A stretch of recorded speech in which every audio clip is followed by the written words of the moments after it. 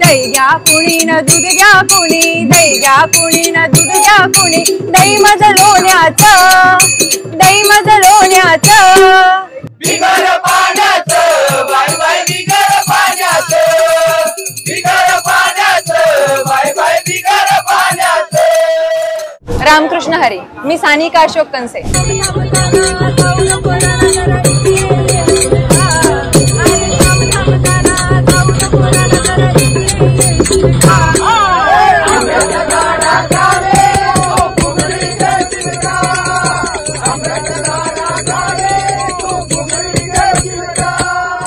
माझा प्रवास कल्याण ते घाटकोपर असतो। माझं रुटीन म्हणजे मी कॉलेजला जाते, त्याच्यामुळे मला कल्याण ते घाटकोपर हा प्रवास करावा लागतो। मी सकाळी 7-9ची ट्रेन पकडते, कल्याण ते परेल लोकल असते। त्याच्यामध्ये दत्तप्रसादिक भजनी मंडळामध्ये मी 6 महिने झाले जॉईन झाले।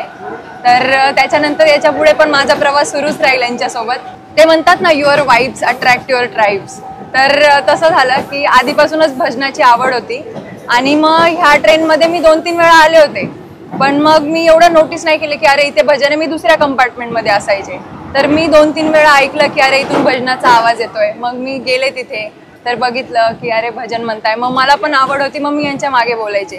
तर माझ्या सगळ्या ग्रुप मेंबर्सने मला नोटीस केलं आणि त्यांनी मला स्वतःहून अप्रोच केलं की तू बोलणार का म्हणून। तर माझं स्टेशन पण आलं होतं, मी घाटकोपरला उतरते, विक्रोळी आलं होतं आणि मग सगळे बोलले की बोलायचंय का बोलायचंय का। मी म्हटलं नाही नाही, माझं स्टेशन आलं, मी उतरते आता। बोलले नाही, थोडं बोल, तुला जेवढं येतं तेवढं बोल। तर मी आमच्याच ग्रुपमधले वैभव दादा आहे, त्यांची गवळण मी ऐकली होती आणि मी ती गवळण ऐकण्यासाठी घाटकोपरला उतरण्याऐवजी परेलपर्यंत आले होते। मग मी रिटर्न आले परेलवरून, तर मला ती गवळण खूप आवडली होती, मग मी तीच बोलले।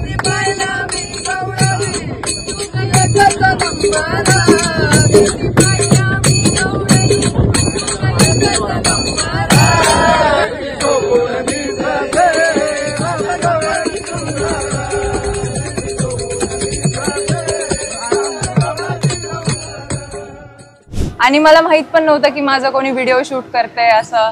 मग घरी गेले मी, संध्याकाळी पप्पांनी मला व्हिडिओ दाखवला, तर मला माहित पण नव्हतं की माझा व्हिडिओ शूट झालाय म्हणून।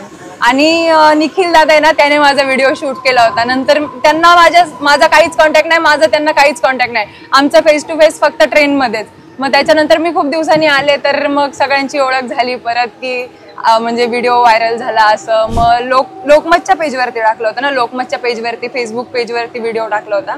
मग त्याच्यानंतर व्हिडिओ व्हायरल झाला आणि मग थोडी पॉप्युलॅरिटी भेटली, तर मग असं डायरेक्ट व्हिडिओ व्हायरल झाला आणि एकदम मिलियनमध्ये व्ह्यूज आणि लाईक्स त्याला। मग शॉकिंग होतं ते आणि अनएक्सपेक्टेड होतं माझ्यासाठी। मी एकच वर्ड वापरेल, अनएक्सपेक्टेड, कारण काहीच म्हणजे असं मला ते पाहिजे नव्हतं किंवा मी ठरवून नव्हतं केलं, त्याच्यामुळे सगळं आपोआप झालं। आणि हे काका सांगायचे मला, सुरेंद्र काका, ते माझ्या मित्राचा लंडनवरून फोन आला, ती मुलगी तुमच्या ग्रुपमधलीच आहे का। मग ते त्यांना खूप कौतुक वाटायचं, मग ते मला फोन करायचे, त्यांना कोणाचा फोन आला का ते मला फोन करायचे। म्हणजे सगळ्यांनाच कौतुक वाटलं की अरे जेंट्स डब्यामध्ये एक मुलगी चढून म्हणजे बोलतीये असं। रोज मला 7-8 जण भेटतातच, तुम्ही तेच का व्हिडिओ मधले, तुम्ही तेच का। म्हटलं हो।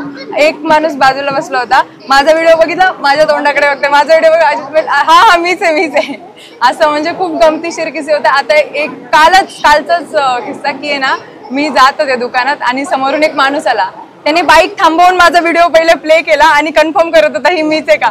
मग नंतर मला विचारलं की तुम्ही ते व्हिडिओ करता, म्हटलं हो मीच। माझा ग्रुप आहे ना बेस्ट आहे, कारण कसं की माझं चुकलं तरी सांभाळून घ्यायचं, किंवा मी नाही आले तरी अगं तू आली नाही आज, किती दिवस झाले आली नाही। म्हणजे सगळे माझे घरच्यांप्रमाणे सगळं ट्रीट करतात मला। कसं आहे, आधीपासून माझ्या घरच्यांना पण म्हणजे माझे घरचे पण भजन कीर्तन याच्यामध्ये आहेत आधीपासून। म्हणजे घरच्यांमुळेच आवड आहे मला, की मला जरी येत नव्हतं तरी मी त्यांच्यासोबत जाऊन बसायचे। तर मग मला माहिती आहे ना की वारकरी संप्रदायातली माणसं कशी असतात, त्यांचं बोलणं कसं असतं, त्यांचं वागणं कसं असतं। मग सगळं यांच्याशी मला काहीच डाऊट नाही, संकोच तर अजिबात वाटला नाही। आणि मी असं नाही ना, संकोच काय वाटतो जेव्हा आपण स्वतःहून बोलायला जातो, पण यांनी सगळ्यांनी मला अप्रोच केलं ना स्वतःहून की अरे तू ये म्हणून, तू कर सुरुवात।